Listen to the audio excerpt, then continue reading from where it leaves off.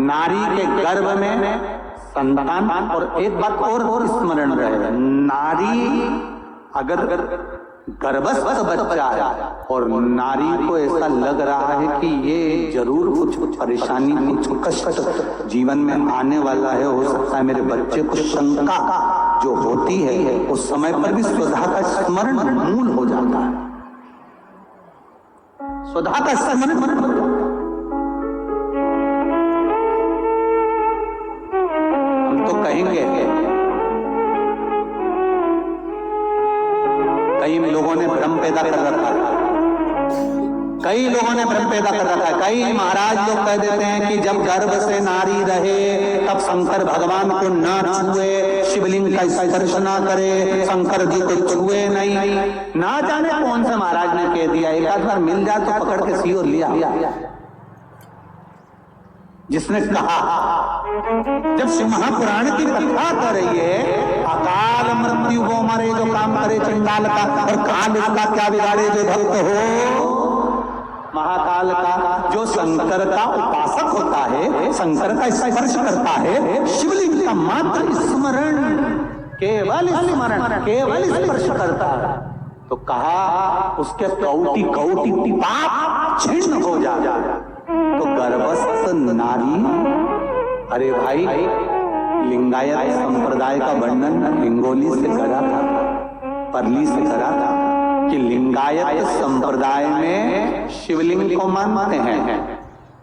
बच्चा गर्भ से जन्म लेता है, माँ जब तक बच्चे को दूध नहीं पिलाती, जब तक उसका गुरु मंत्र नहीं हो जाता, उसको लिंगायत संप्रदाय के संत आकर जब तक गुरु मंत्र नहीं दे देते तब तक नारी उसको दूध तक नहीं पिलाती। यहां तक वर्णन है, विचार करिए जरा। तो फिर कौन ने कह दिया कि शंकर भगवान के शिवलिंग को छूना नहीं चाहिए, गर्भवती नानी को स्पर्श नहीं करना चाहिए? और कौन से पुराण में लिखा है, कौन से शास्त्र में लिखा है? यहाँ शास्त्र कह रहा है, शिव महापुराण, स्कंद पुराण, लिंग पुराण, नर्मदा पुराण, पद्म पुराण वर्णन करती है। आप दिल से, हृदय से, चित्त से शंकर भगवान की आराधना कर सकते हो। हाँ, नारी अगर गर्भस्थ बालक है और उसको चिंता है, बहुत टेंशन है और उसके साथ शिव की आराधना कर रही है, तो बाबा के ऊपर एक बेलपत्र भी अगर वो चढ़ा रही है चावल के दाने के साथ, तो ये निश्चित है कि स्वधा उसके गर्भ की रक्षा करती है और बच्चा समाप्त नहीं हो सकता। ये निश्चित है। स्वधा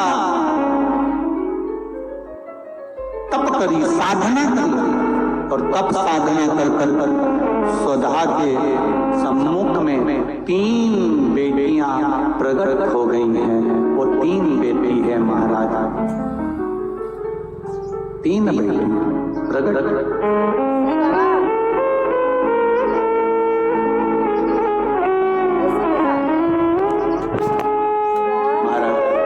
मैना, धन्या और कला, ये 3 बेटियों का प्रागट्य सम्मुख में हो गया। आप देखेंगे कल की कथा में कि मैना, धन्या, कला, इन तीनों के नाम से जिसको स्वप्न में सांप दिखते हो, मरे हुए व्यक्ति नजर आते हो, या घर में बार बार घात आ रही होती है, तो पितरों की 3 लड़कियां, मैना, धन्या और कला, इन तीनों के नाम से पीपल के पत्ते की बंदरवाल कैसे बांधी जाती है, जिससे घर में सांप भी नहीं निकलते, स्वप्न में सांप नहीं दिखते, और घर में कोई गलत कार्य नहीं होता।